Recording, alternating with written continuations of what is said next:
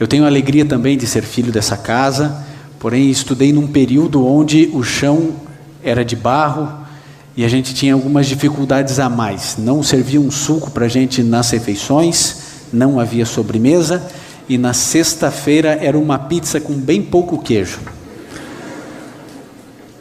Mas sabem algumas coisas interessantes, né? Eu estou vivendo meus primeiros dias nessa nova função, que é acompanhar o quarteto Arautos do Rei e também cuidar do Está Escrito. E é um detalhe interessante, né? Vocês sabem que a primeira vez que eu fui escolhido para ser orador de alguma coisa na minha vida foi agora. Porque no prezinho eu não fui o orador da turma. No 9º ano eu não fui o orador da minha turma. No ensino médio eu também não fui. No teológico o orador foi o pastor Odailson, que está aqui, o diretor da TV. Eu fui o juramentista. Depois fiz pedagogia e também não me escolheram como orador. Eu pensei, então essa carreira, né, está falida. Então foi uma surpresa quando me escolheram para estar nessa situação. Estou feliz por poder voltar aqui ao UNASP, o nosso querido IAECT, de 95 até 98, onde nós vivemos bons momentos aqui. Parte da minha conversão se deu dentro dessa escola. Eu agradeço muito a Deus também, como os demais que aqui mencionaram, a oportunidade de estudar nessa casa de ensino. Nós vamos fechar agora os nossos olhos, curvar a nossa fronte e vamos juntos orar. Querido Pai, nós estamos felizes por estarmos na Tua casa de oração. Nós pedimos que o Teu Santo Espírito nos conduza agora à reflexão da mensagem bíblica. Que mais uma vez, Senhor, ela penetre o nosso coração, que as nossas percepções mentais estejam abertas nesse momento. Queremos ter a certeza, não apenas da Tua companhia, mas a convicção da Tua mensagem, do Teu recado para cada um de nós. Esteja, Senhor, ao nosso lado hoje e sempre, é o que pedimos em nome de Jesus. Amém. Abra sua Bíblia no livro de 2 Pedro, no capítulo 2, a partir do verso 4. Quem estiver controlando os retornos pode zerar os retornos, por favor. 2 Pedro, capítulo 2, a partir do verso 4. O finalzinho da Bíblia. Quem trouxe a sua Bíblia pode abri-la. 2 Pedro, capítulo 2, a partir do verso 4, diz assim: Pois se Deus não poupou os anjos que pecaram, mas havendo-os lançado no inferno, os entregou às cadeias da escuridão, ficando reservados para o juízo. Se não poupou o mundo antigo, embora preservasse a Noé, pregoeiro da justiça, e com mais 7 pessoas, ao trazer o dilúvio sobre o mundo dos ímpios, se condenou à destruição as cidades de Sodoma e Gomorra, reduzindo-as a cinzas e pondo-as para exemplo para que vivessem impiamente, e se livrou ao justo Ló, atribulado pela vida dissoluta daqueles perversos, pois este justo, habitando entre eles, afligia todos os dias a sua alma, justa com as injustiças ou com as injustas obras deles. Eu acho que todos nós estamos estupefatos, preocupados, angustiados, alarmados com os últimos acontecimentos do início desse ano. Mas se você voltar um pouquinho na sua memória, você vai perceber que no início de 2010, todos nós tínhamos esse mesmo sentimento, com os terremotos do Haiti e com os terremotos no Chile. Há algum tempo, voltando um pouquinho mais, nós vamos perceber que o Brasil e o mundo viveu a maior crise econômica da história do mundo. A globalização permitiu que o mundo quase se autodestruísse economicamente, e até hoje vários desses países não conseguiram se recuperar.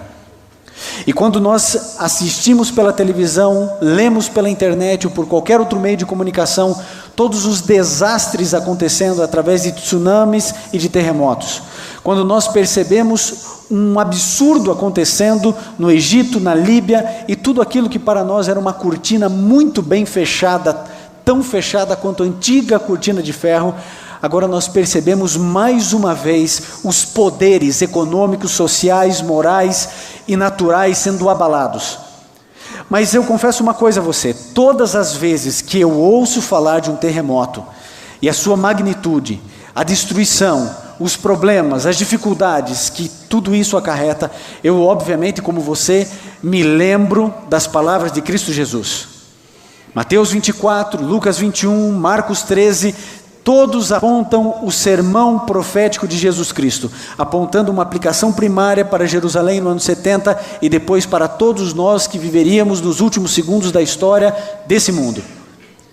Mas eu também preciso lembrar a você que todas as características desses capítulos e de outros momentos que nós encontramos na Bíblia não são únicos, e os textos que nós lemos nos projetam também para Mateus 24, só que agora no verso 38, porque Jesus disse: da mesma forma, do mesmo jeito em que ocorreu nos dias antes de Noé, ocorreria nos nossos dias. É o mesmo jeito, é a mesma forma.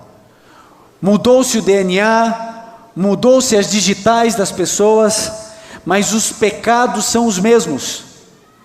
Por isso, se eu e você quisermos saber se vivemos de fato ou não a última geração, aquela geração que verá Jesus Cristo voltar nas nuvens dos céus, nós precisamos voltar nossos olhos para Sodoma, Gomorra e para as pessoas que viviam antes do dilúvio. E os versos seguintes que iremos ler descreve as características dessas pessoas. Verso 12, 13 e 14 do mesmo capítulo e do mesmo livro diz assim: mas estes, perceba, mas estes como animais irracionais, que seguem a natureza, feitos para serem presos e mortos, blasfemando do que não entendem, perecerão na sua corrupção. Receberão a paga da injustiça. Tais homens têm prazer na luxúria à luz do dia. São nódoas e máculas, deleitando-se em suas mistificações, quando se banqueteiam convosco. Têm os olhos cheios de adultério, e são insaciáveis no pecado. Engodam as almas inconstantes, têm um coração exercitado na ganância, são filhos da maldição. Há 3 aspectos distintos nos textos que lemos. 3 características das pessoas que viviam antes do dilúvio e em Sodoma e Gomorra. As mesmas características: violência, glutonaria e erotização. São os 3 grandes pecados da humanidade dos últimos dias que antevirão a volta de Jesus. Eu gostaria de começar lembrando a vocês um pouquinho da violência. E lembrando vocês também que Deus declarou que a imaginação má do homem não teria fim. Eu não quero aqui ser sensacionalista, eu não quero chocar a ninguém com o que eu vou dizer, até porque todos nós já ouvimos o que eu vou dizer aqui para vocês. Mas saiu agora, semana passada, o caso dos garotos, dos meninos estupradores, julgados e condenados, meninos de 10 anos, 10, 11 anos, que se juntam para violentar meninas. Está lá, é só acessar a internet. Qualquer um desses bons sites vai relatar isso para você. O que acontece no mundo. Eu vi, ninguém me contou, um vídeo onde um traficante havia sequestrado a filha do outro traficante, de 2 anos, e torturava a menina, fazendo com que ela comesse as próprias fezes. A imaginação má do homem não tem fim. Parece que estamos nos acostumando a ver pais assassinando filhos, filhos assassinando pais, crianças sendo jogadas do alto do prédio ou sendo arrastadas, presas a um cinto de segurança na rua de um grande centro. A imaginação má do homem não tem fim. O mundo promove violência constantemente. Você quer saber? Todos nós aqui, de alguma maneira, somos consumidores da violência. Talvez você não tenha violentado ninguém, matado ninguém, mas todas as vezes que eu e você nos dirigimos a uma locadora, todas as vezes que nós assistimos essas coisas, nós estamos de alguma forma conduzindo ou consumindo a violência. Você já reparou que quando existe um acidente na estrada, você fica chateado, você ainda não sabe que é um acidente, você fica preocupado porque você tem horário, você está cansado, você está no meio da estrada, no meio da viagem, o filho chorando, e de repente quando chega a sua vez de passar pelo acidente, você diminui ainda mais a velocidade para poder ver. O engraçado é que o salmista diz: não porei coisa má diante dos meus olhos. De alguma maneira, a nossa geração, cada vez com uma voracidade maior, como o texto bíblico diz, consumimos violência. Somos violentos em nossas palavras, em nossas ações, em nossas reações, no nosso estilo de vida, no esporte que definimos fazer, o quanto peso erguemos dentro de uma academia. Vivemos em um mundo violento de palavras, de emoções, de atos. As guerras acontecem em nome da economia e todos nós sabemos disso. É preciso promover guerra, é preciso promover morte e violência para movimentar a indústria bélica. Todos nós sabemos disso, não é novidade para ninguém. O mundo é um mundo violento e todos nós, de alguma maneira, estamos influenciados por essa loucura gastronômica que existe em nossos dias. Nós não definimos mais o que comemos. Nós nos entregamos a um paladar completamente deturpado, influenciado pelo pecado, num processo de tristeza moral, e todos nós aqui sabemos que somos um ser único e integral. Tudo aquilo que nós comemos influenciará de alguma maneira a nossa decisão. Tudo aquilo que nós deixarmos de nos alimentar de alguma maneira irá influenciar a nossa vida. A minha vida espiritual influencia a minha vida física emocional, e em qualquer ordem que nós queiramos brincar com isso acontece. Esses dias entrei em contato com uma nova culinária, um restaurante, Filmé. Há um restaurante sede em Rondônia e abrindo outro em Berlim. Ele é um restaurante baseado na culinária Wari, que é uma tribo indígena da Amazônia. A história, os historiadores dizem que antes dos brancos chegarem aqui, essa tribo, ela tinha influência e costumes canibais. Elas se alimentavam dos corpos, dos cadáveres dos seus inimigos e também das pessoas da própria tribo que morriam. E agora, anúncios na internet, com vídeo e tudo, procurando voluntários, médicos de mente aberta e doadores, que podem escolher que parte do corpo vão doar, mas não podem determinar o fim da carne que vai doar. Isso virou um frenesi no mundo inteiro. E ninguém sabe ao certo se isso é apenas um grande esquema de marketing ou não. Mas eu vou fazer uma pergunta. Imagine você que tudo isso não é verdade. Se abrirem aqui em São Paulo um restaurante assim, você acha que você vai precisar de quantos meses de fila para poder provar a culinária Wari? A imaginação do homem não tem fim. Entendem por que Deus começou a reduzir a quantidade de tempo de vida humana, sobretudo depois do dilúvio? Porque não dá. Porque se vivêssemos o tempo em que os antediluvianos viviam, talvez Jesus Cristo já teria voltado pela maldade da humanidade. Sabem, eu fico preocupado com essa questão da glutonaria, porque isso me reporta a Roma Antiga.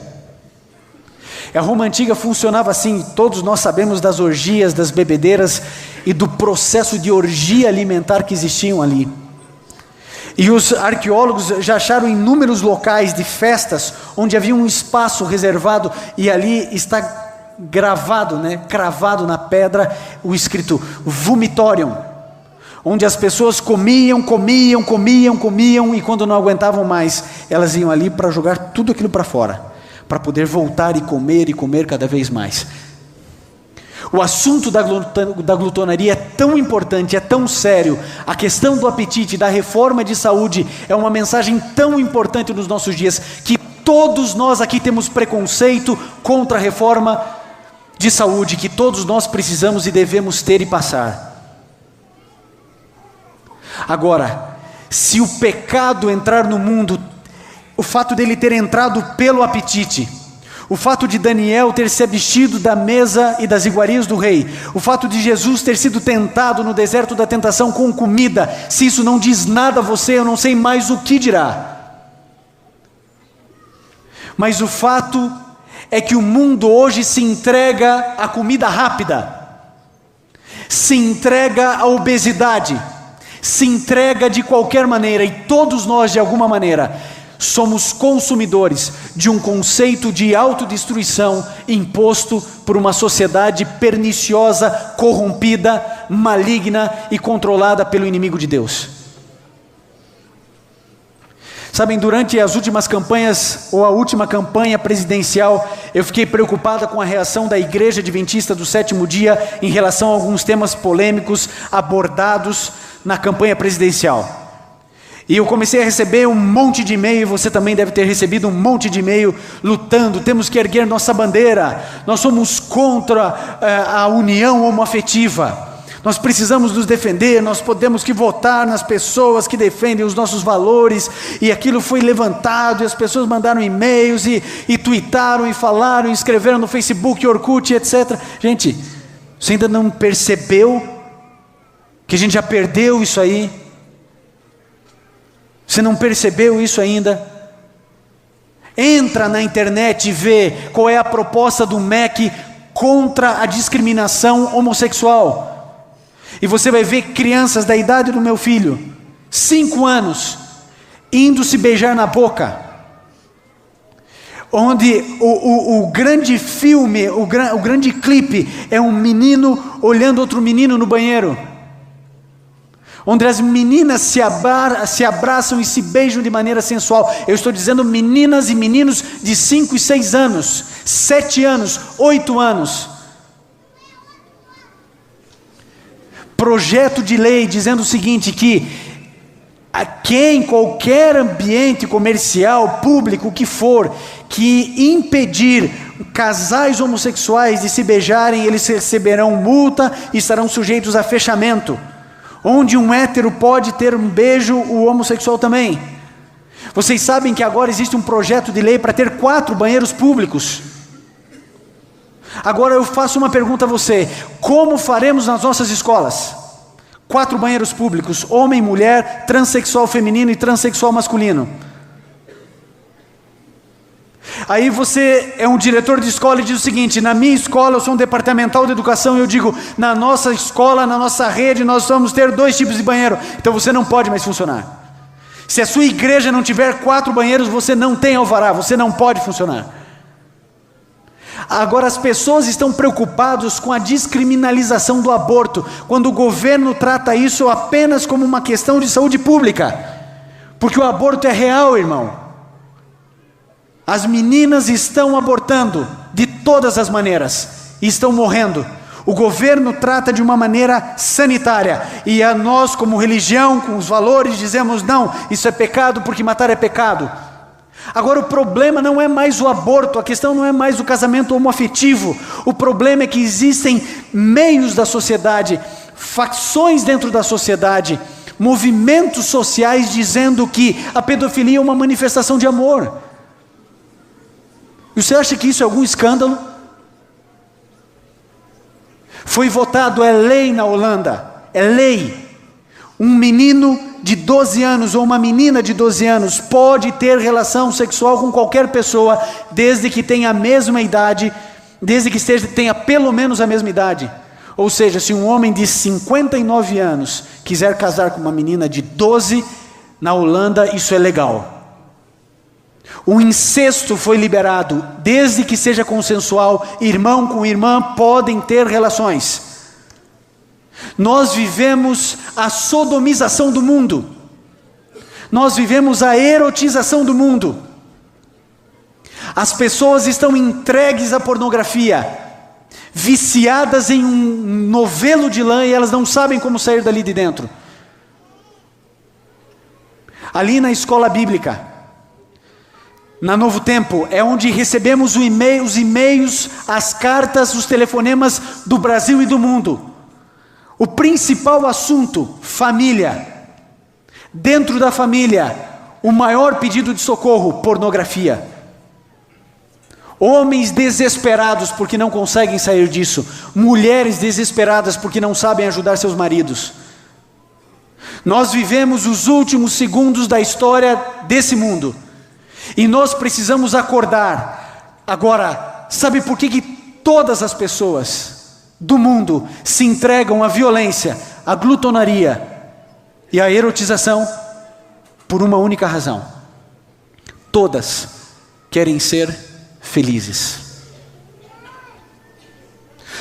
Todo pecado tem o objetivo de nos trazer felicidade. Pensa comigo, todas as vezes que você pecou na sua vida, foi para ser feliz. Agora, o pecado sempre prometeu muito e sempre cumpriu muito pouco. O pecado é colorido demais, mas ele desbota muito rápido. A verdade é que todos nós, por que você vai à igreja? Porque você quer ser feliz. Por que você faz teologia e quer ser pastor? Porque você quer ser feliz. Quer pregar o evangelho para quê? Para que as pessoas se convertam, para quê? Porque você quer ser feliz. Por que você quer ir para o céu, amigo? Porque você quer ser feliz. Deixa alguém descobrir na Bíblia: olha, no céu tem uma novidade para vocês. No céu não vai existir uma pessoa feliz. Quem é que vai querer ir para lá? O fim último de todas as coisas da nossa vida é felicidade. O problema é onde eu busco felicidade. O indivíduo bebe até cair para ser feliz. O outro lê a Bíblia todos os dias, 10 capítulos para ser feliz. A diferença, querido, é que eu e você estamos tentando procurar outra fonte de felicidade. Porque Deus sabe que eu e você precisamos da felicidade tanto quanto precisamos do ar para viver. Ele sabe que todos os erros e todos os acertos da nossa vida foi com o objetivo de encontrar felicidade. Agora, eu preciso dizer uma coisa a você. Se você está com a sua Bíblia aberta ainda, leia em 2 Pedro 3, no capítulo 1. E diz assim: Amados, esta é a segunda carta que vos escrevo. Nas duas cartas, procuro despertar pensamentos puros em vossa mente. Vocês entendem? Todos nós conceitualmente aqui, todos nós odiamos a violência. Todos nós desprezamos e colocamos à parte a glutonaria. E todos nós lutamos contra as nossas tendências herdadas e adquiridas na área da sexualidade. Todos nós. Mas Pedro, ele diz assim: é a segunda vez que eu escrevo a vocês. E Pedro parece que abre uma porta, e dentro dessa porta sai luz.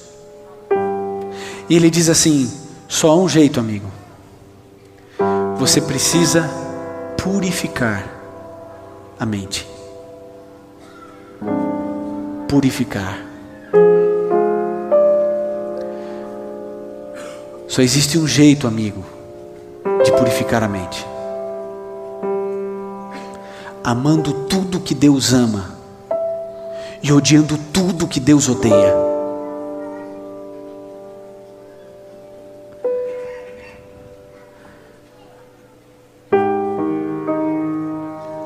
Assim, parece que a gente não quer entender, né?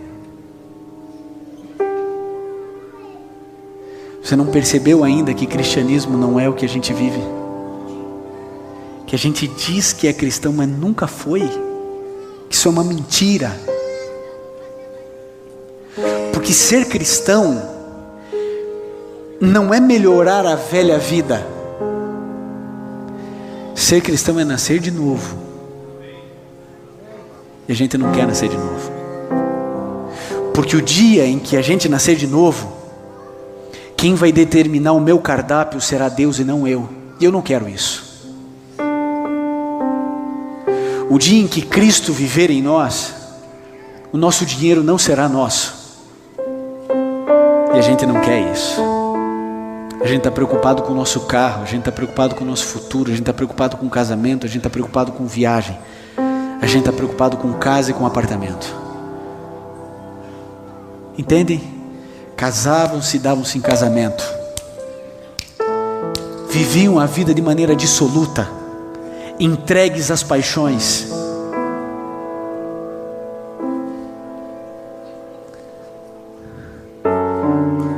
A gente não quer nascer de novo. No máximo a gente aceita o batismo. E a gente pensa assim, né? Não, eu tenho que ir melhorando aos pouquinhos, né? Tenho que ir melhorando aos pouquinhos. E a gente não acordou ainda que é isso que o diabo quer. Que a gente vá mentindo nesse bolo de lã. E a gente vai mentindo, não, eu estou melhorando um pouquinho. Antes eu fazia isso, agora eu melhorei aquilo. Meu amigo, acredite no que eu vou dizer para você.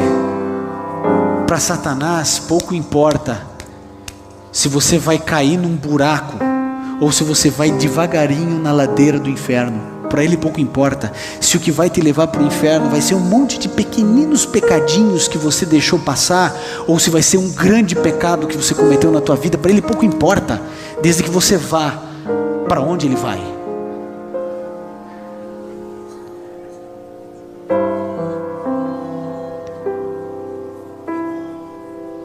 Eu vou dizer para vocês uma coisa. Para mim isso aqui já perdeu a graça. O que tem mais aqui? Você está focado no quê? Num pedaço de lata? Ou num pedaço de concreto? Acabou, amigo. Acabou, o mundo está acabando. E a gente parece que, sabe, eu vou na vigília e eu quero saber que roupa que eu vou. Que papo é esse de roupa? Eu saber que roupa que eu vou. O mundo se arrebentando, Deus soltando os 4 ventos, a terra gemendo, o mundo sofrendo. Vai chegar um dia onde a minha filhinha de 2 anos vai chegar na escola e falar assim: pai, eu quero ir na casa da minha amiguinha, ela é muito legal, ela tem 2 mães, pai. Nós estamos vivendo os últimos momentos da história do mundo, e a gente está preocupado com roupa, a gente está preocupado com que lugar que a gente vai sair para comer. Meu querido, eu vou dizer uma coisa a você. Sabe qual é a minha oração? É que essa formação seja a última, que não exista outra. A minha oração, o meu clamor e a minha convicção e a minha fé, eu posso estar errado na minha crença, mas eu creio não estar, é de que eu verei com os meus próprios olhos o meu Redentor.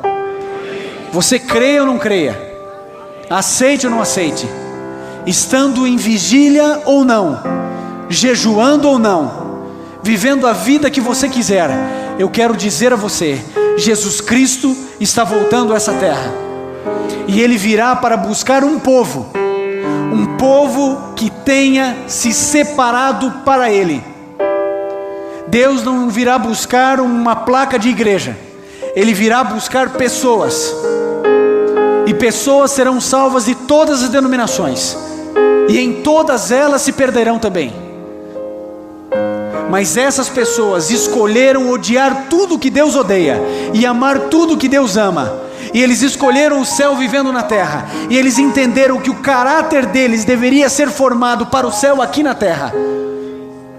E eles começaram a morrer e a sufocar o eu. É como se um peso gigante de toneladas subisse sobre você e falasse: morre agora, morre, morre.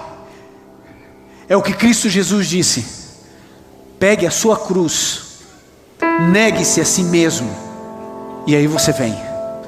Não adianta só guardar os mandamentos, porque os mandamentos o jovem rico guardava.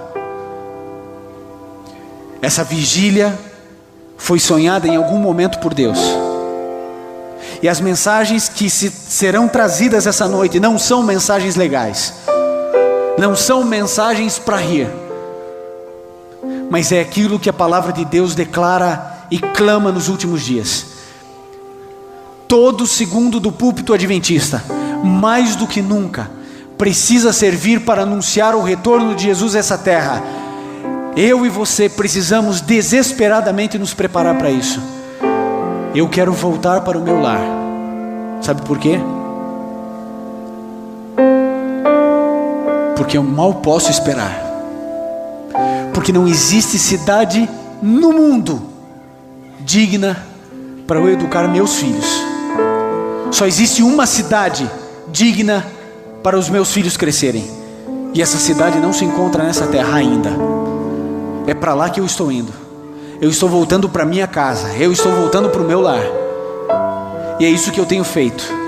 Eu e minha casa, todos os dias, temos buscado servir ao Senhor.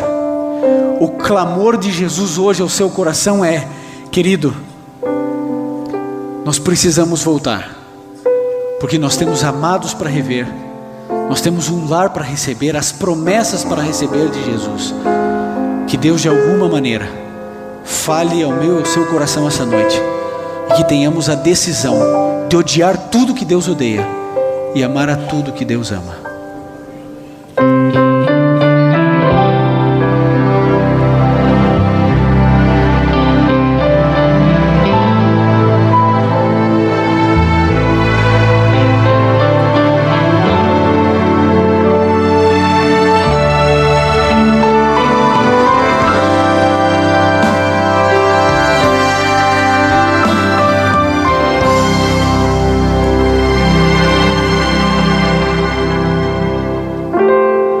Depois de tanto esperar, escutei uma voz do céu,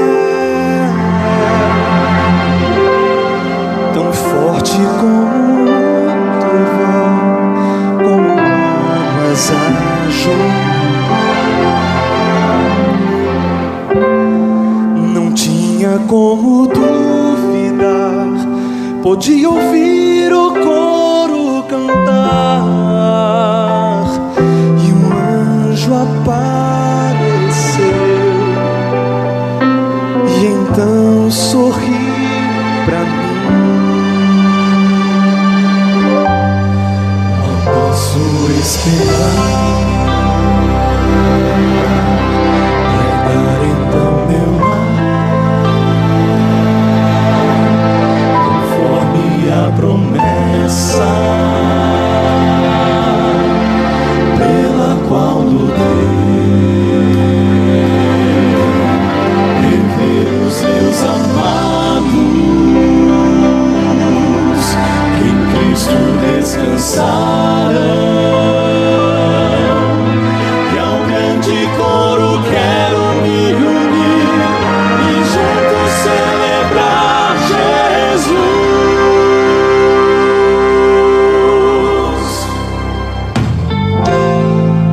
Posso nem acreditar que meus olhos podem ver a glória do Senhor Jesus, a estrela da manhã. Vestida a noiva já está, com as puras vestes dos santos. A espera terminou, meu nome Deus chamou. Não posso esperar, vai dar então meu lar, conforme a promessa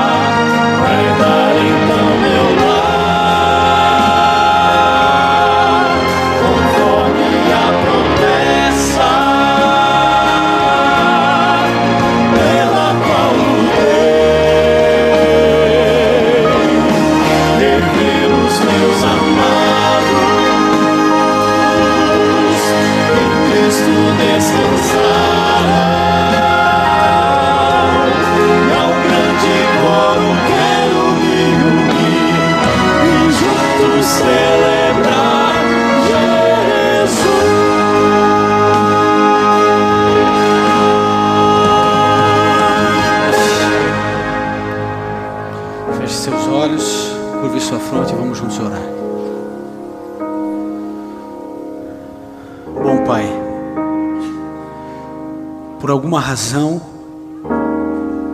o Senhor nos escolheu para nascermos na última geração da história do mundo.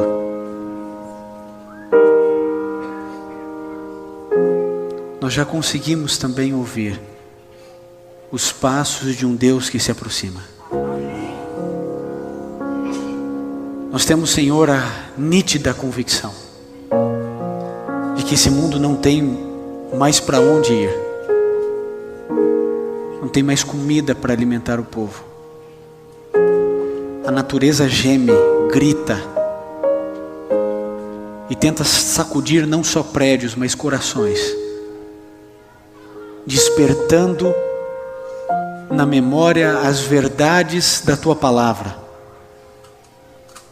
Pai, nós precisamos do Teu poder, do poder do Teu Santo Espírito, para anunciarmos nos quatro cantos da terra a Tua volta e enaltecer o Teu nome. Nós somos tão poucos, mas os discípulos também eram. 12 pessoas verdadeiramente convertidas nas Tuas mãos é mais do que o suficiente para estremecer o mundo. Pai, acha esses 12 onde quer que estejam, que eles se levantem no poder da Tua palavra, que sejam usados por Ti e que estremeçam o mundo com a verdade bíblica. Pai, a Tua igreja não se moverá nem para a esquerda nem para a direita. Não importa quantas leis façam, não importa quantos decretos surjam, nós permaneceremos firmes pelo que é reto. Por favor, Jesus, não permita que a gente esteja dentro da igreja, sentado numa areia movediça, olhando mensagens, percebendo canções, achando lindo, e o nosso interior continuar semi-limpo, semi-sujo, quase salvos, eternamente perdidos. Por favor, Jesus, tenha misericórdia de nós. Ajude-nos a entender o que significa nascer de novo, e que pelo Teu poder e graça o façamos. Esteja conosco no restante dessa vigília. Muitas coisas acontecerão. Nosso coração será tocado pela força do Teu Santo Espírito. Fortalecerá nossa fé, nos mostrará de fato quem somos. Ajude-nos, Senhor, para que, como com um espelho, possamos enxergar a nossa sujeira, o nosso pecado, as nossas mazelas mais profundas, e que juntos possamos nos santificar para a Tua honra e glória.